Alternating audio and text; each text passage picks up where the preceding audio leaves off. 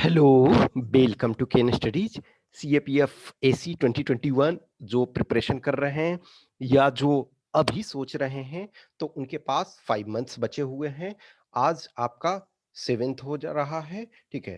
तो सेवेंथ आज है, आज का डेट फिनिश हो रहा है। जब आपको वीडियो मिल रहा है तब आपको आज का डेट फिनिश हो रहा है, तो यानी कि आपके पास कितने हैं? टोटल आपके पास 5 मंथ्स बचे हुए हैं, ठीक है। तो 5 मंथ्स में आपको क्या करना है? 5 मंथ्स जो बचे हुए हैं, देखो ए लॉट ऑफ टाइम जो होता है कि बहुत सारे कैंडिडेट होते हैं। देखो हर का अलग अलग पॉजिटिव निगेटिव, हर के पास अलग अलग फैक्टर्स होते हैं। कुछ आपके पास पॉजिटिव है, कुछ निगेटिव है। तो जो पॉजिटिव है उस पर फोकस करें, जो निगेटिव है उसको अवॉइड करने की, कम करने की कोशिश करें, मिनिमाइज करने की कोशिश करें। जब देखो रिजल्ट आता है तो ये हमेशा नहीं होता है कि आप टैलेंटेड थे तो हुआ। जो टैलेंट, जो लोग इंटरव्यू में सपोज पहुंचे फाइनल राउंड तक में, कोई 1 नंबर से रह गए, कोई 2 नंबर से रह गए, वो मिस्टेक्स हर कैंडिडेट करता है, हर कोई जो है अपने अपने सिरे से करते हैं, चाहे जिस भी एग्जाम में हो। देखो जस्ट एग्जांपल फॉर लो कि कुछ लोग होते हैं, आप में से बहुत ऐसे कैंडिडेट हो जो किसी और एग्जाम में हो गया था, वो छोड़ करके यहाँ हो प्रिपरेशन कर रहे हो कि यस हमें गैजेटेड ऑफिसर बनना है। कोई मान के चलो कि कहीं क्लर्कियल में थे, या कुछ लोग प्रिपरेशन कर रहे हो तो ऑलरेडी कांस्टेबल लेवल में हो, या कोई ऑलरेडी एसआई हो तो उन्हें असिस्टेंट कमांडेंट बनना है, डायरेक्टली अपॉइंटेड गैजेटेड ऑफिसर बनना है। तो मेजोरिटी ऑफ टाइम जो क्या होता है कि जो डिफरेंस होता है कि सिलेक्शन और नॉन सिलेक्शन के बीच जो है बहुत बार बहुत माइनर सा डिफरेंस होता है, और वो डिफरेंस जो है वो बहुत कॉस्टली पड़ता है। सपोज जिसका 2 नंबर से फाइनल में टर्न नहीं हुआ तो उसका बहुत ज्यादा उसे दुख होता है। खास करके जब मार्क्स देखा 2 नंबर, 2 नंबर कुछ भी नहीं है। एक क्वेश्चन आपका ऑब्जेक्टिव सही हो गया हुआ होता तो आप उस 2 नंबर को अचीव कर लिए हुए होते। 2 नंबर कम आया, आप बाहर हो गए। और खास करके जिनके पास अटेम्प्ट बचा हुआ होता है तो उनके लिए तो कोई इशू नहीं है। लेकिन बहुत बार क्या होता है, कैंडिडेट क्या करते हैं, सीजनल रूप से प्रिपरेशन करते हैं। मैं जानता हूं, मैं भी उन कैंडिडेट्स में शामिल हूं जो कि इस एग्जाम को कभी सीरियस नहीं लिए। बहुत सारे आज भी कैंडिडेट हैं। इधर मेरी रेगुलर जो भी कैंडिडेट से बात होती है, मैंने आपको बताया कि 2012 में मैंने फर्स्ट टाइम एग्जाम दिया। मैं तब क्वालिफाई हुआ था, लेकिन मैं इंटरव्यू में नहीं गया, कुछ मेरी अपनी प्रॉब्लम थी। और उसके बाद 2013 में फाइनली सिलेक्शन हुआ। तो उस तब से 2012 से एक तरह से इस एग्जाम को ऑब्जर्व कर रहा हूँ, इसको देख रहा हूँ। बहुत सारे कैंडिडेट जिनको मैं पर्सनली जानता हूँ, कुछ कैंडिडेट बहुत अच्छा रिटेन में कर पाए, मेडिकल के कारण नहीं हो पाए। कुछ कैंडिडेट जो है फिजिकल के कारण नहीं हो पाए, ठीक है। तो बहुत, जैसे मेरे ही एक रिलेटिव में है, एक मेरे भैया हैं, तो वो ऑब्वियसली ही इज ऑफिसर, वो ऑफिसर आज के डेट में है दूसरे जगह, वो कोई इशू नहीं। लेकिन वो पहली बार जब 2005 फर्स्ट टाइम जब यूपीएससी एग्जाम लेने लगी थी तब उन्होंने क्वालिफाई किया था। 2006 कंटिन्यूअस 2 टाइम रिटन क्वालिफाई किया। लेकिन आज जो 800 मीटर का जो 3 मिनट 45 सेकेंड मेल के लिए दिया जाता है, तब 3 मिनट्स दिया जाता था। तो वो दोनों बार 5-7 सेकेंड के लिए दोनों बार, देखो अभी 3 मिनट 45 सेकेंड आसान आपके लिए है, तब 3 मिनट था। तो उसमें से दोनों बार वो डिस्क्वालीफाई हो गए। तो कभी कभी उनको उनके बैच के ऑब्वियसली है डिप्टी कमांडेंट, कुछ लोग अब सेकेंड इन कमांड बनने वाले हैं, एक आध शायद बन भी गए, दो कुछ बन गए भी गए हैं। तो कभी कभी ये होता है, लेकिन चलो ऑफिसर वो बन गए, दूसरी जगह हैं अभी, तो वो दुख नहीं होता है। लेकिन लॉट ऑफ टाइम जब आप पीछे एनालाइज करते हो तो लगता है कि हम स्लाइटली थोड़े से मिस्टेक्स के कारण जो है वो डिस्क्वालीफाई हो जाते हैं। तो ये आप मत होने दो। खास करके जो कैंडिडेट, देखो इस बार कुछ बहुत सारे, आप इसमें से कुछ लोग इस वीडियो को देख रहे होंगे जिनको मैंने गाइडेंस दिया, 2019 का इंटरव्यू का प्रिपरेशन अच्छा हुआ। फाइनली उनका हो सकता है कुछ लोग का भी रिजर्व लिस्ट में, या कुछ अभी ईडब्ल्यूएस वाले का बाकी है तो रिजर्व लिस्ट में कुछ लोग का शायद हो जाए। लेकिन सोचो 2019 में आपने इंटरव्यू का तैयारी किया, आशा थे हो जाएगा, नहीं हुआ। 2020 का रिटर्न आप क्वालिफाई नहीं कर पाए। अभी आपके पास, जिनके पास अटेम्प्ट है 2021, इसको सीरियस दें। क्या मिस्टेक्स हुए उससे हमें फर्क नहीं पड़ता है। एक हमेशा ध्यान रखना कि day by day her exam में डिफिकल्टियां बढ़ती जा रही है, डिफिकल्टी हर एग्जाम में बढ़ता जा रहा है। लेकिन असिस्टेंट कमांडेंट के एग्जाम को मैं देखता हूं तो ऐसा नहीं है कि आपके 5 6 7 ईयर्स में मार्क्स, देखो एसएससी वगैरह एग्जाम में देखोगे, सीजीएल वगैरह का, उसमें बहुत ज्यादा कंपटीशन बढ़ा है, बहुत ज्यादा कंपटीशन। लेकिन असिस्टेंट कमांडेंट की मैं बता रहा हूँ, 2013 जिसमें मैं क्वालिफाई हुआ, तो ऑब्वियसली है मेरे 285 मार्क्स आए थे। देखा जाए 285 मार्क्स उस समय आए थे। आज भी लास्ट इस बार देखो जो 2019 का कट ऑफ जब आएगा तो थोड़ा ज़्यादा जाएगा, लेकिन 2018 का देखो तो उसमें कट ऑफ एक तरह से जब रिजर्व लिस्ट वगैरह का देखो तो 280 एक तरह से 282 आपका जो है जनरल का गया था, ठीक है ना? जो फर्स्ट लिस्ट निकला था तो 282 गया था, 285 मेरे मार्क्स आए थे उस वक़्त में। तो मैं समझता हूँ डिफरेंस बहुत ज़्यादा नहीं है। सपोज़ 300 भी जा रहा है, तो एक अनुसार क्या है मोर और लेस ये इसी रेंज में है आपका 282 से लेकर के 316, 316 अभी तक मैक्सिमम या हाईएस्ट गया है, तब भी आपका रेंज में ही है। तो एक ध्यान रखो कि इस एग्ज़ाम में जो है वो अभी जो है भी एक रिस्पेक्टेबल है, बहुत ज़्यादा का डिफरेंस नहीं हो रहा है। तो आप क्वेश्चन का स्टैंडर्ड देखो, तो क्वेश्चन का स्टैंडर्ड जो है मोर और लेस अभी वही चल रहा है, वही स्टैंडर्ड एक तरह से चल रहा है। जो यूपीएससी का एग्जाम है लिटिल बिट कभी जैसे किसी टाइम में मैथ डिफिकल्ट पूछ दिया, किसी टाइम में साइंस डिफिकल्ट पूछ दिया, किसी टाइम में पेपर 2 डिफिकल्ट पूछ दिया, यही एक तरह से कुल मिलाकर के ये करते रहते हैं लिटिल बिट डिफरेंस। हाँ, इस एग्जाम में आपको अवेयर रहना है, आपको कंसेप्ट आज की डेट में कंसेप्ट तो सबसे पहले यूपीएससी के किसी भी एग्जाम में जाओ तो कंसेप्ट आपका बिल्डअप होना चाहिए। कंसेप्ट के साथ यस फैक्ट्स और डेटा का भी बैकअप होने चाहिए। फैक्ट्स डेटा का बैकअप दोनों पेपर में आपका काम आता है। देखो किसी भी आइडिया, अब पेपर टू है, पेपर टू क्या है जो आपका 140 मार्क्स के हैं, रिपोर्ट राइटिंग, आर्गुमेंट राइटिंग और एसे राइटिंग, ये आइडियाज आइडिया, लेकिन आइडिया का जो आपका है फैक्ट से डेटा से बैकअप होना चाहिए। तो अभी आपके पास 5 मंथ्स बच रहे हैं, उसको 5 मंथ्स को 5 मंथ्स मत देखो, 150 डेज देखो, 150 डेज देखो। 10 आवर्स डेली आप पढ़ोगे, मैं समझता हूँ मिनिमम 10 आवर्स से कम आप नहीं पढ़ सकते हो। 1500 आवर्स, 1500 आवर्स में बहुत कुछ किया जा सकता है। तो अपना जो भी है टाइम को डिवाइड करो कि यस हमें जो पेपर हमारा स्ट्रांग है उस पर हम ऑब्वियसली है थोड़ा वर्क करते रहे, लेकिन जो पेपर पुअर है उस पर हमको अधिक वर्क करना है। पेपर वन देखो सही से क्वालिफाई करना है। कितनी वैकेंसी आएगा ये अभी हम नहीं कह सकते हैं, क्योंकि 15 अप्रैल को आएगा आपका नोटिफिकेशन। तो कितनी भी वैकेंसी आए उससे हमें कोई फर्क नहीं पड़ता है। पेपर वन में टारगेट आपका होना चाहिए 150 प्लस आना चाहिए। 150 कैसे आएगा?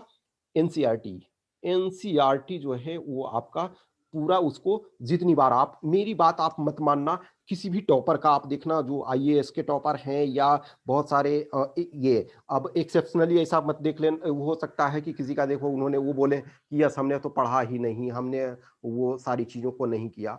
लेकिन जनरली जो भी आपका है, ठीक है, तो वो आपका क्या होगा, जो एवरेज कैंडिडेट हैं, जो जनरल कैंडिडेट हैं, वो बोलते हैं हमने एनसीईआरटी को 5 बार, 10 बार या फिर एक बेसिक बुक। तो एनसीईआरटी प्लस एक बेसिक बुक आप जो भी कर रहे हो, उसको करो। अब एनसीईआरटी आपको पेपर 2 में भी बहुत अच्छा राइटिंग में आपको काम आएगा, पेपर 2 में भी। तो पेपर वन में आपका टारगेट होना चाहिए 150। इसके लिए क्या करना है, एनसीईआरटी प्लस एक बेसिक बुक, इसको रिवीजन पे ज्यादा ध्यान देना है। और टेस्ट, टेस्ट का जो भी है आप मिनिमम जितना अधिक से अधिक लिख सकते हो वो फायदा होगा। लेकिन देखो मिनिमम 5-10 टेस्ट तो कम से कम लिखो ही, 5-10 टेस्ट लिखो।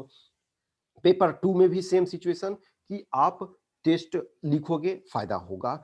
तो क्या करना है, पैरेलली चलना है, learning plus practice, learning practice, वो जो है ना लर्निंग और प्लस प्रैक्टिस, ये दो है आपका पैरेलल में चलेगा। तो उसमें कोई दिक्कत नहीं है, आपको पैरेलली आपको वर्क करना है, लर्निंग भी आपको करते रहना है, फिर आपको ये भी चलना है, ठीक है ना? तो लर्निंग भी आपको करना है और आपको साथ में प्रैक्टिस भी करना है। तो ये दोनों आपके साथ में चलते रहेंगे, ये पैरेलल प्रोसेस है, ये इसमें ऐसा है ही नहीं है कि डिफरेंस है, वो आपका पैरेलल ये चलेगा। अब देखो जो मान के चलो कि फर्स्ट टाइमर हो, कुछ क्वेश्चंस ये होते हैं फर्स्ट टाइमर के लिए कि फर्स्ट टाइमर हैं तो हम अभी हमारा सिलेबस समाप्त नहीं हुआ। तो देखो सिलेबस जो भी है आप अभी कुछ लोग जो जिनका भी है, तो ये मान के चलो कि सपोज आपका अभी सिलेबस खत्म नहीं हुआ है, लेकिन at the end of the day देखो जून जुलाई, ये जून जून और जुलाई वो लोग कम से कम इस 2 महीने में पूरी तरह से सिर्फ और सिर्फ प्रैक्टिस ही आपको करना है, अभी यदि सिलेबस समाप्त नहीं हुआ। जिनका सिलेबस समाप्त हुआ है, जो ऑलरेडी एग्जाम दे चुके हो, जो ऑलरेडी थोड़े से रहे हो, तो वो टारगेट ये रखो, अधिक से अधिक प्रैक्टिस करो, प्रैक्टिस प्रैक्टिस प्रैक्टिस। आपके लिए प्रैक्टिस प्रैक्टिस प्रैक्टिस और रिवीजन रिवीजन रिवीजन, ये दो मूल मंत्र। जिनका सिलेबस हो चुका है, जो ऑलरेडी कुछ लोग इंटरव्यू में जा चुके हो, कुछ लोग रिटेन क्वालिफाई कर चुके हो, तो उनके लिए टारगेट यही है कि practice practice practice, revision revision revision, ये मूल मंत्र। सेकेंड पेपर में राइटिंग प्रैक्टिस जितना अधिक कर सकते हो, जितना अधिक ये करो।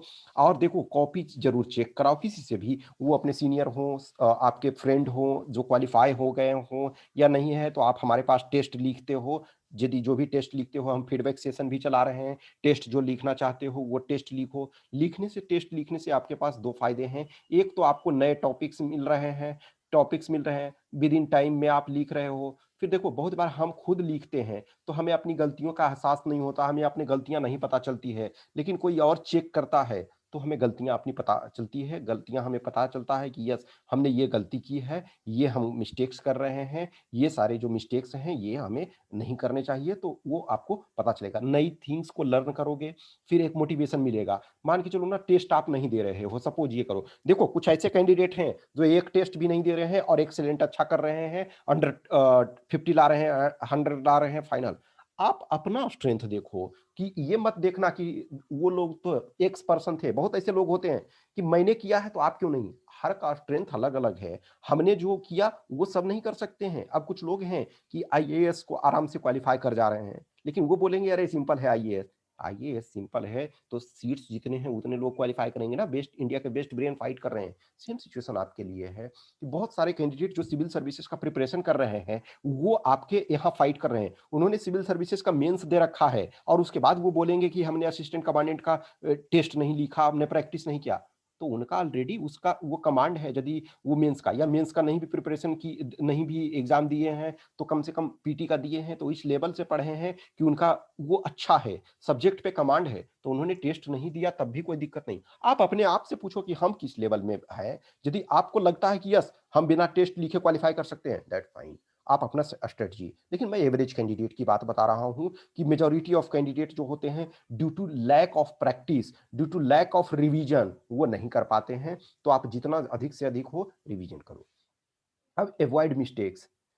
एक मिस्टेक ये चीज होता है कि जो है दूसरे क्या किए हैं हम उस पर बहुत अधिक जोर देते हैं, दूसरे पे नहीं। आप अपने को देखो, जो आप अपने को, अपना स्ट्रेंथ, जो एक वीडियो हमने बनाया हुआ है स्वोट एनालिसिस, आप देखना, स्वोट analysis, SWOT, strength weakness opportunity threat. आप अपने स्ट्रॉन्ग और वीकनेस पॉइंट को देखो कि हमारी क्या वीकनेस पॉइंट है और क्या है।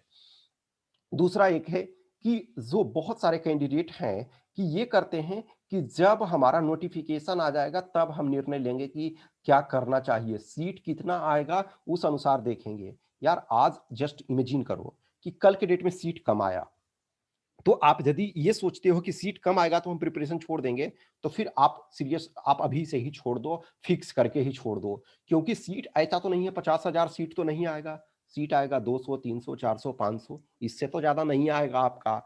तो यदि मैं मानता हूं बेस्ट केस 500 आ गया या 1000 आ गया, तो 1000 आ गया तो क्या आप इतनी आसानी से होगी।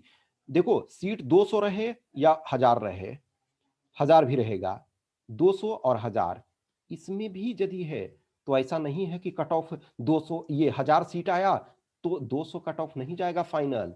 वो 10 ही 5 मार्क्स का अंतर होता है, 10 मार्क्स का अंतर सपोज हो गया, तो आपका सीट कम भी आता है तो एक्स्ट्रा 10 मार्क्स एक्स्ट्रा पुश कर लो, 15 मार्क्स एक्स्ट्रा पुश कर लो, यदि आप प्रिपरेशन कर रहे हो उस लेवल का मान करके। तो यदि सीट ज्यादा आया तो अच्छा है, खुशी की बात है, लेकिन कम भी आया तो बहुत ज्यादा का डिफरेंस नहीं आता है। तो ये आप मत करो। फिर तीसरा एक है कि कैंडिडेट, कुछ लोग होते हैं ना कि हम एग्जाम में कर लेंगे प्रैक्टिस, एग्जाम में हो जाएगा, मेरा लिखा जाएगा, उसके चक्कर में बहुत सारे कैंडिडेट होते हैं जो खास करके पेपर 2 कंप्लीट नहीं कर पाते हैं। ये मत करो कि हो जाएगा, ये नहीं। यस, उस लेवल का कॉन्फिडेंस है, आप एटलीस्ट एक बार देख लो अपने को, एक बार तो आप ट्राई कर सकते हो। और ये नहीं है कि किसी का आपके पास कोई प्रीवियस ईयर पेपर ही लो, चेक करो अपना, उसी को लिख करके देख लो, वो तो प्रैक्टिस कर सकते हो। तो ये कम से कम देखो, टेस्ट लिख सकते हो, दैट्स फाइन, ये करो। उसके बाद जो है कि क्वेश्चन की प्रैक्टिस नहीं करते हैं कैंडिडेट्स, जो पेपर 1 का है। पेपर वन कंसेप्ट जानना दूसरी बात होती है और प्रैक्टिस करना दूसरी बात होती है। तो आप जितना हो सके उतना अधिक से अधिक क्वेश्चन का प्रैक्टिस करो, जितना अधिक से अधिक हो सकता है क्वेश्चन का प्रैक्टिस करो। ये टारगेट रखो कि करीब-करीब 5000 क्वेश्चन के आसपास प्रैक्टिस करो। 5000 क्वेश्चन के आसपास पेपर वन में प्रैक्टिस करो, बहुत अच्छा है। फिर क्वांट और वगैरह में, क्वांट में आपका गलती नहीं होना चाहिए। करीब-करीब आपका 15 से 17 सही होना चाहिए। दोनों बार ये मेरे 17 क्वेश्चन करीब सही थे। 17 क्वेश्चन बहुत अच्छा है, 20 में से 17 हो रहा है, तो अच्छा है। फिर इधर क्या है? Science, science portion. Science portion को मत भूलो। साइंस से आपके इस बार देखो 2020 का जो पेपर हुआ 30 क्वेश्चन आए, 2019 का है 29 क्वेश्चन आए। तो 30 क्वेश्चन, 29 क्वेश्चन और 20 मोर और लेस 20 प्लस ये आता ही है। इस पोर्शन को कभी ये नहीं छोड़ो। ठीक है? तो ये कोर जो एरिया है, ये आपको प्रॉपर तरीका से करना है। जो भी है, तो अब 5 मंथ्स बच रहा है। जो भी जिनका सिलेबस कंप्लीट हो गया है, तो मूल मंत्र प्रैक्टिस रिवीजन, ये मूल मंत्र है। प्रैक्टिस रिवीजन ये आप करो। ठीक है, अभी से ही। जिनका सिलेबस नहीं समाप्त हुआ है, तो क्वेश्चन तो साथ में प्रैक्टिस करो, लेकिन टेस्ट वगैरह है, चलो आप अभी मत दो। लेकिन जब आपको लगता है कि यह सिलेबस, लेकिन एटलीस्ट जून जुलाई ये 2 महीने में आपको पक्का रूप से ये टेस्ट देना है। ठीक है? तो जिनको भी कुछ भी क्वेश्चंस क्यूरी है, देखो ये मैं कॉलिंग के लिए लिखा हूँ, लेकिन इमरजेंसी हो तभी ये कॉल करना। अदरवाइज 8527146498 पे व्हाट्सएप पे मैसेज, कुछ भी क्वेश्चंस क्यूरी है तो कर सकते हो, या टेलीग्राम नंबर 7404 9 9096669। ठीक है? तो इस पर ये टेलीग्राम नंबर पे मैसेज कर सकते हो, कॉल मत करना यदि जरूरत हो। देखो टेस्ट के लिए सीएपीएफ 2021 टेस्ट सीरीज आप, इट्स बेटर है कि आप टेस्ट दे सकते हो तो दो, और अदरवाइज जो भी है आप अपने फ्रेंड से, किसी भी सीनियर से चेक कराओ। और कुछ भी क्वेश्चंस रिगार्डिंग टेस्ट वगैरह का है तो आप हमें इस पे संपर्क कर सकते हो नंबर पे। ओके, ठीक है। अब 5 मंथ्स जो भी है उसको प्रॉपर तरीका से यूटिलाइज करो, कभी भी हिम्मत नहीं हारना है। ठीक है, तो वर्क करते रहो। Okay, thank you.